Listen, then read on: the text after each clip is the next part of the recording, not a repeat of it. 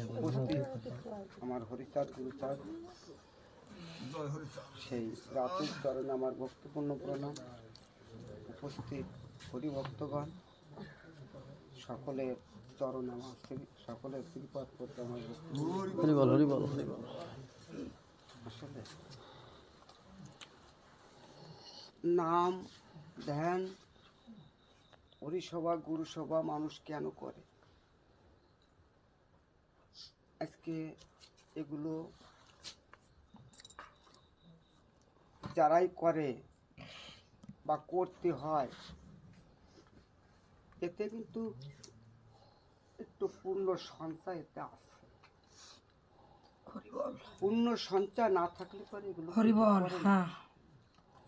আর এই নামের এমন একটা দাহিকা আছে যে যদি নাম মন খুলে প্রাণ খুলে আমার ঠাকুরের চরণে যদি দিতে পারে তলে পারে, তাতে অবশ্যই আমার মনে হয় বড় বড় বিপদ এতে কেটে যায়।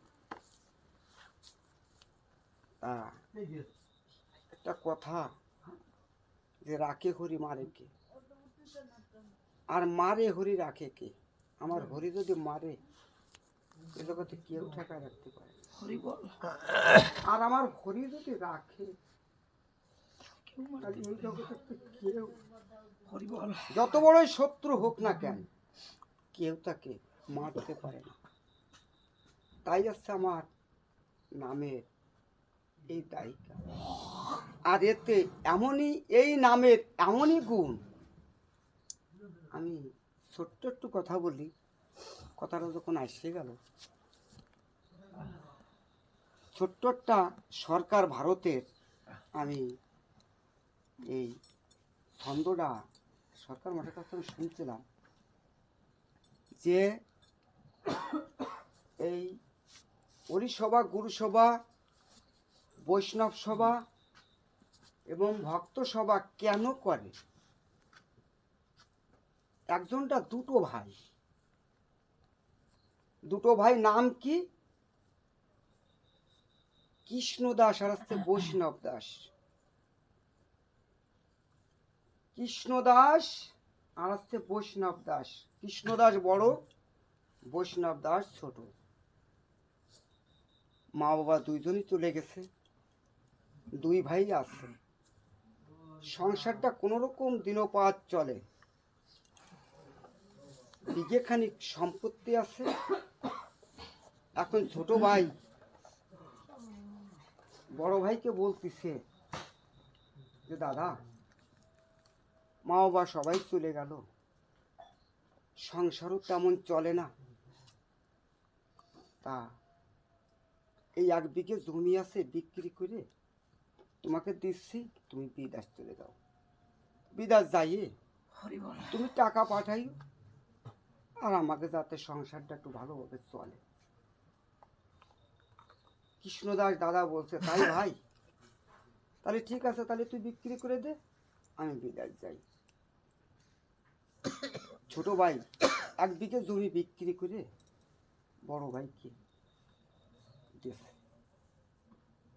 বড় ভাই যোগাযোগ করে বিদেশ চলে যাচ্ছে।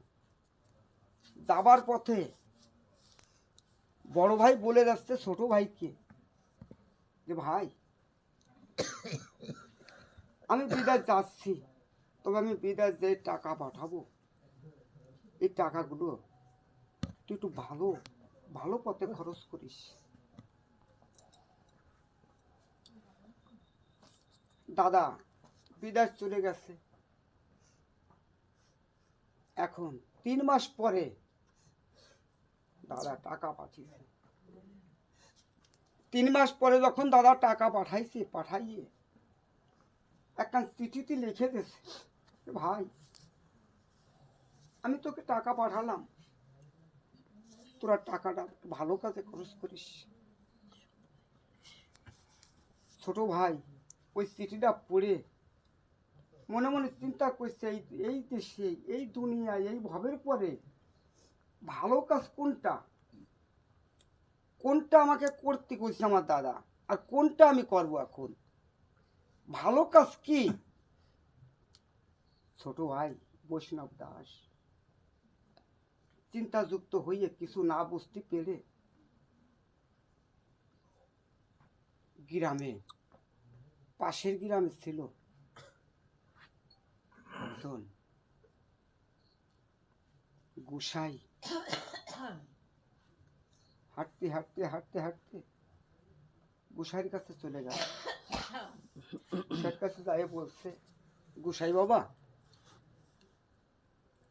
দাদাকে পাঠিয়েছিলাম বিদেশ, বিদেশে তো টাকা পাঠাইছে, আর একটা চিঠিতে লিখে দিচ্ছে যে ভাই আমি টাকা পাঠালাম, তা ভালো কাজে খরচ করিস। গোসাই বাবা, এই ভালো কাজটা কি আমাকে একটু বলতে পারবে? গোসাই বলেছে, ও বাবা এটা আবার কোনো বিষয় হলো নাকি? ভালো কাজ কি?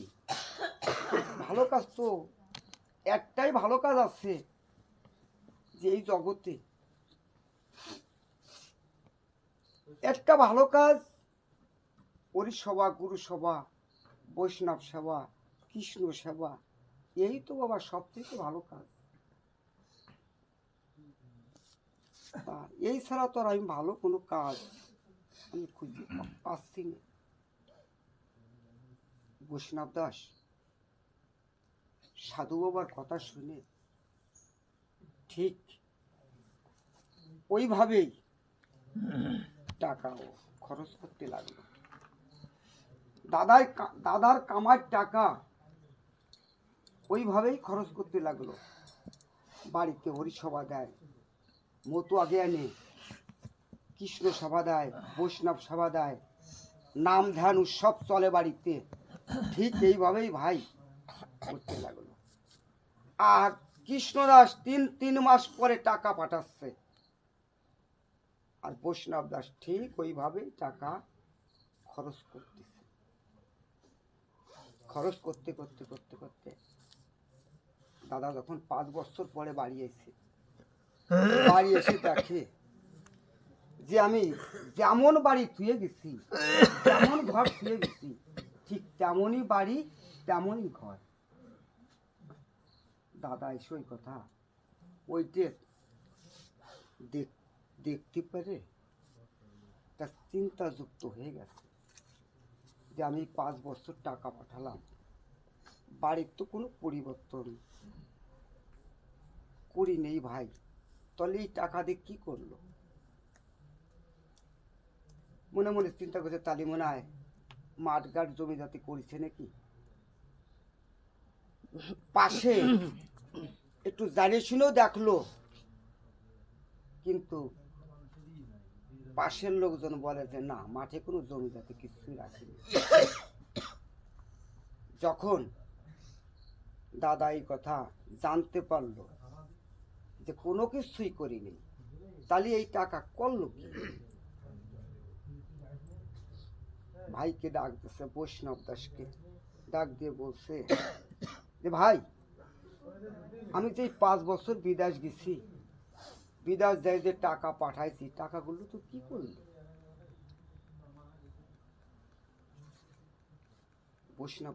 বৈষ্ণব দাস বলতেছে, দাদা তুমি টাকা পাঠিয়েছিলে, সাথে একটা চিঠি লিখে পাঠাইছিলে, তুমি বলেছিলে যে ভালো কাজে খরচ করিস। দাদা আমি তো ভালো কাজে খরচ করি। ভালো কাজ কি? হরিসভা, গুরু সভা, বৈষ্ণব সভা, বাড়িতে উৎসব, আমি ঠিক এইভাবেই খরচ করছি দাদা। কৃষ্ণদাস বলেছে যে ভাই, আমি তোমার ওই সমস্ত কোনো কথা আমি তোমার কাছে আমি শুনবো না। আমি যে টাকা পাঠিয়েছি, তোমার কাছে আমার 2 দিন টাইম, এই 2 দিনের ভিতরে আমার এই সম্পূর্ণ টাকা তুমি আমার বুঝে দিবা। আর যদি বুঝে না দিতে পারো, তাহলে তোমাকে আমি হত্যা করব, তোমাকে আমি খুন করব। ভাই এই কথা শুনে বৈষ্ণব দাস খুব একটা চিন্তাযুক্ত হয়ে দেখতেছি আজকে আমি এত ভালো কাজ করি, আজকে যদি আমি টাকার জন্য যদি আমার জীবন দিতে হয়, তাহলে এটা কি ভালো কাজ আমি করলাম এই জীবনে? আমি এই জীবনে কি ভালো কাজ করলাম? বৈষ্ণব দাস কোনো কিছু দিশে না পাইয়ে চলে গেছে সাধু বাবার কাছে। সাধু বাবার কাছে যে বলছে যে, সাধু বাবা, আপনি তো বলছিলেন যে এইটাই ভালো কাজ, ধর্মীয় কাজ ভালো কাজ। সাধু বাবা, আমি তো এখন এই ধর্মীয় কাজ ভালো কাজ করে এখন তো আমার এখন জীবন দিতে হবে। কেন? কয় আমার দাদা আমার টাকা, যত টাকা পাঠাইছে 2 দিন সময়, 2 দিনের ভিতরে আমার দাদার টাকা বুঝিয়ে দিতে হবে। আমি এখন কি করব? আমি যদি টাকা বুঝে না দিতে পারি, তাহলে আমার জীবনটা চলে যাবে, আমাকে হত্যা করবে। ও তাই? তাহলে তুই এক কাজ কর। একটা কাজ কি? তুই চলে যা অমুক রাজার কাছে। অমুক রাজা তোর ওই পূর্ণ সঞ্চয় তোর কাছ থেকে কিনে নেবে। ওই কিনে ওই বিক্রি করে তোর দাদাকে টাকাটা দিয়ে দিস, বুঝলি? তখন তোর দাদাকে নিয়ে যাস। বৈষ্ণব দাস বাড়ি এসে বলছিল, দাদা কালকে সকালে অমুক রাজার কাছে যেতে হবে। অমুক রাজার কাছে চলো যাই, তোমার টাকা আমি যে ধর্ম করেছি এবং ধর্ম সঞ্চয় করেছি, আমি বিক্রি করে তোমার টাকা আমি তোমাকে দিয়ে দেবো। অমুক রাজার কাছে যেতে হবে। আচ্ছা ঠিক আছে, আমি যাব। সকালবেলা 2 ভাই রওনা হয়েছে। এখন ছোট ভাই তো আর খাওয়া দাওয়ার কোনো চিন্তা ভাবনা নাই। বড় ভাই কয়টা চিড়িয়ে ব্যাগের মধ্যে করে নিয়ে রওনা হয়েছে, 2 ভাই একসঙ্গে। রাজামশাই বাড়ির কাছে কাছে যখন চলে গেছে, তখন বড় ভাইকে বলতেছে কি যে, ভাই আর তো খিদে ছাড়া চলতে পারতেছি না, তুই আমার আয়, আমরা 2 ভাই এই গাছতলা বসে কিছু খাইনি। ছোট ভাইকে বলতেছে, দাদা আমার কাছে তো কোনো খাবার নাই। কয়, খাবার আমার কাছে আছে। তো এই গাছতলা বসে 2টো প্লেটে কৃষ্ণদাস যে কটা চিড়ি এনেছিল, 2 প্লেটে নিয়ে ছোট ভাইয়ের 1 প্লেট দিয়েছে, আর ওই কৃষ্ণদাস 1 প্লেট নিয়েছে। এর ভিতরে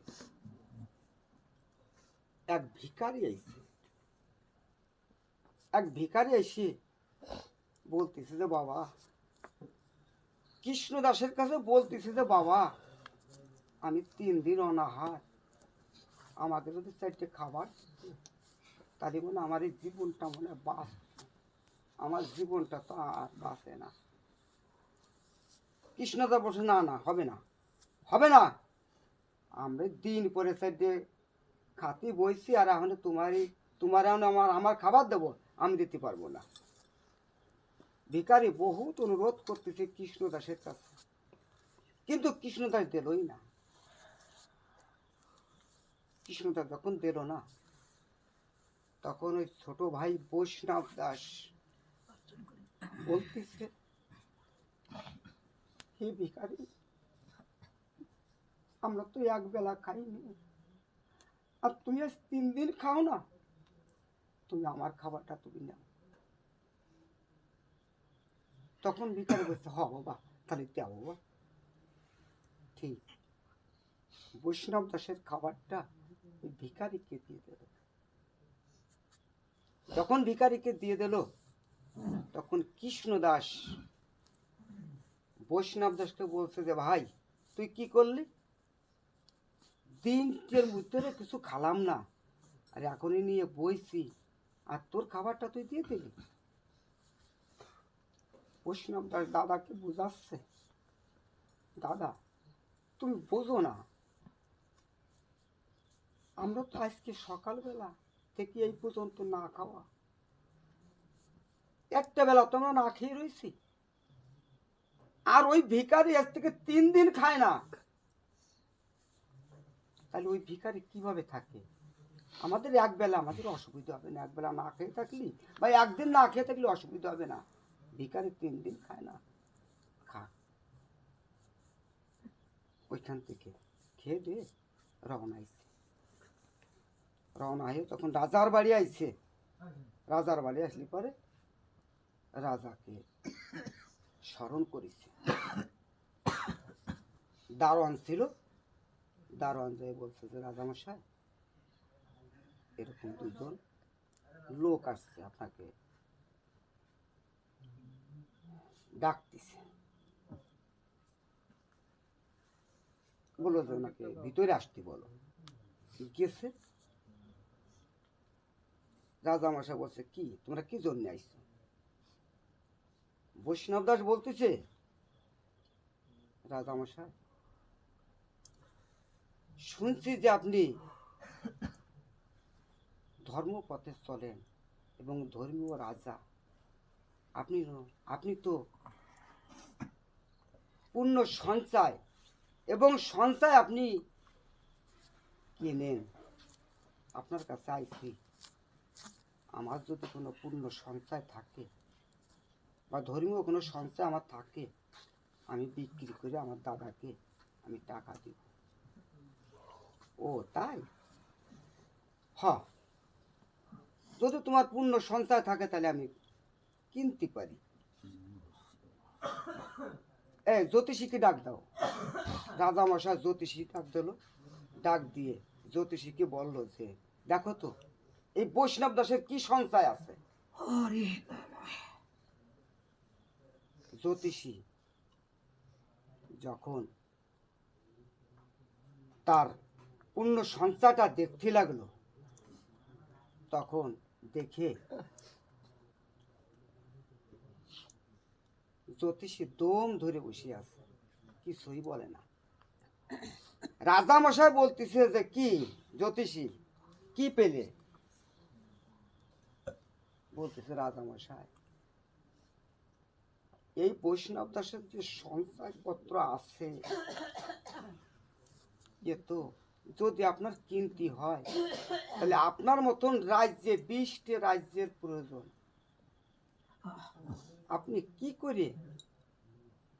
করে এই পূর্ণ সঞ্চয় আপনি কিনতে চান বা কিনবেন? ও তাই? তাহলে ওর থেকে কোনো খণ্ড খণ্ড কোনো সঞ্চয় কি ওর নাই? জ্যোতিষী আবারও পরীক্ষা নিরীক্ষা করা শুরু করল, আবারও গুণা ফড়া করে দেখলো। রাজামশাইকে বলতেছে হ্যাঁ রাজামশাই একটা খণ্ড আছে। কি খণ্ড আছে? খণ্ডটা যখন 2 ভাই আসে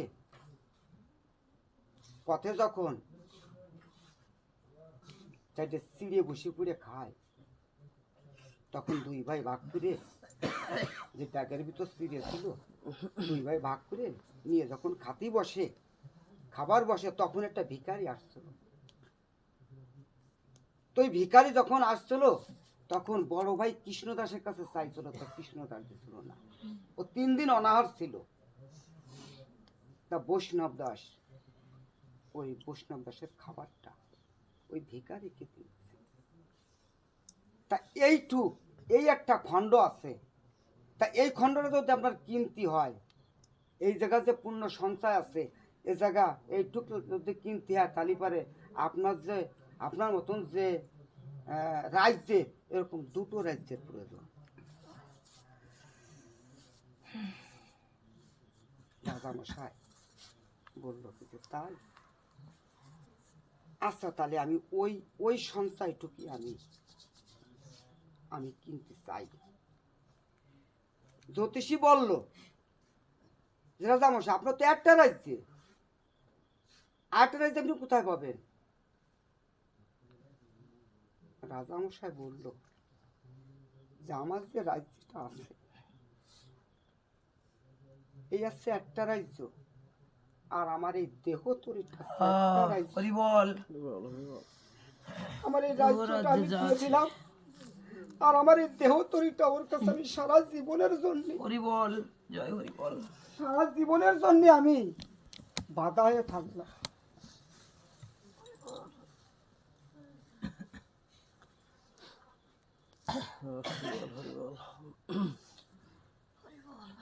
রাজামশাই যখন এই কথা বলল, তাহলে এখন ওই পূর্ণ সঞ্চয় লেনদেন হবে। বৈষ্ণব দাস কি করলো?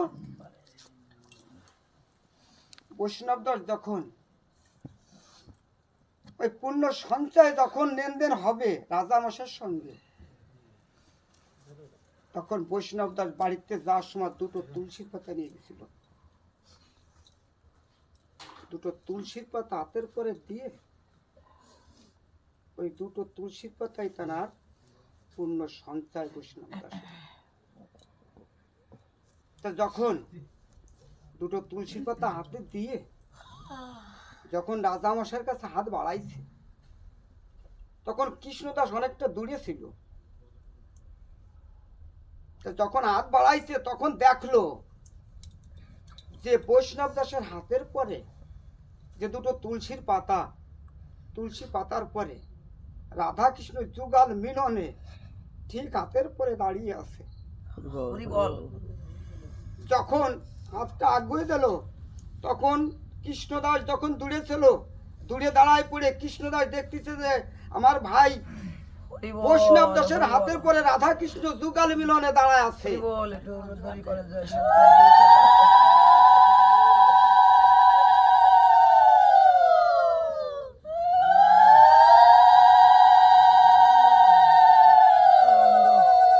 কৃষ্ণদাস যখন ওই ইতিহাস দেখতে পায়, দৌড়ে এসে বৈষ্ণব দাসকে জড়িয়ে ধরে বলল যে ভাই, আমার জীবনে যে ভুল করেছি, এরকম ভুল যেন আমি জীবনে আর না করি। আর এই পুণ্য সঞ্চয় যা তুই করেছিস, এই পুণ্য সঞ্চয় আর রাজামশাই কোথাও বিক্রি করবো না। আয় আমরা দুই ভাই দেশে ফিরে যাই, দেশে ফিরে যাইয়ে দুই ভাই আমরা সংসার করি। তাই এখন যে কথাটাই আমি বলে গেছিলাম যে রাখে হরি মারে কে, এই জগতে যদি আমার হরি রাখে তাহলে মারার শক্তি কেউ নেই। আজকে আমার গোপাল মামার যে পরিস্থিতির শিকার হয়ে বাংলাদেশে যখন চিকিৎসা হলো না, তখন কোথায় গেল? ভারতে গেল। ভারতে যখন যায়, তখন অপারেশনে যখন যায়, অপারেশনে যাওয়ার পরে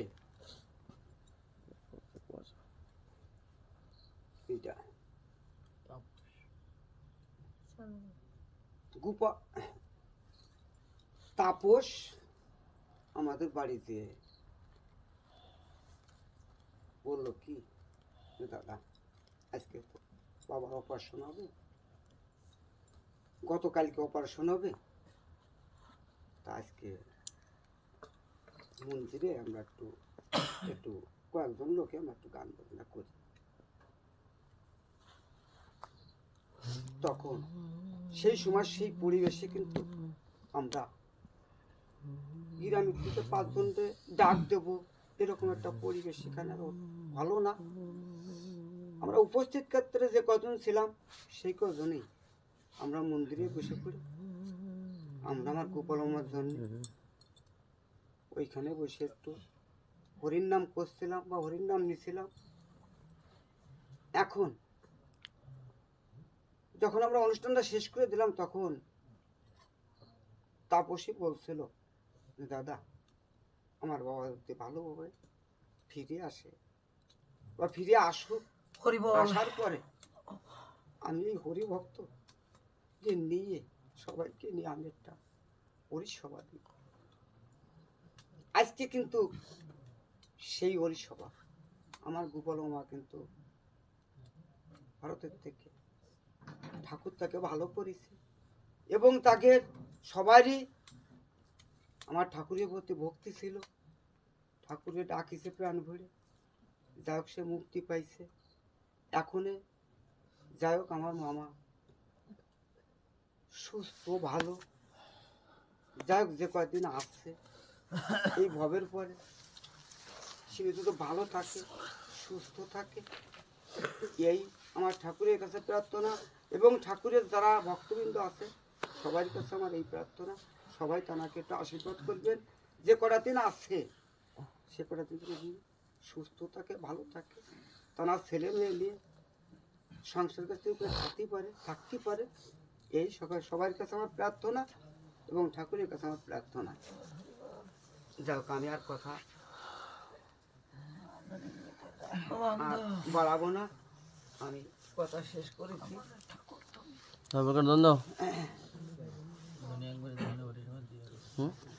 না এটা তুমি দিয়ে দাও। এটার দন দাও, এটার দন তো শেষ হলো।